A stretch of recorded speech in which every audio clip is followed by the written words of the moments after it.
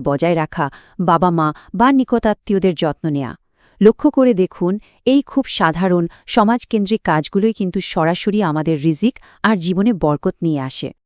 আমরা এখন মুভ করব আমাদের দ্বিতীয় থিওলজিক্যাল পিলারে। চলুন দেখি প্রকৃত ঈমান বা ট্রু ফেথ বলতে আসলে কি বোঝানো হচ্ছে। সোর্স অনুযায়ী প্রকৃত ঈমান বা ট্রু ফেথ কিন্তু শুধু মনে মনে বিশ্বাস করার মতো কোনো প্যাসিভ বিষয় না। এর জন্য অন্তরে বিশ্বাস, মুখে সেটা স্বীকার করা এবং বাস্তবে কাজে করে দেখানো, এই তিনটেরই একটা পারফেক্ট কম্বিনেশন লাগে।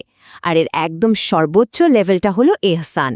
এহসান মানে হলো ঠিক এমনভাবে ইবাদত করা যেন আমরা সরাসরি স্রেষ্টাকে দেখতে পাচ্ছি, বা অন্তত এই দৃঢ় বিশ্বাসটা রাখা যে তিনি আমাদের প্রতিটা কাজ দেখছেন।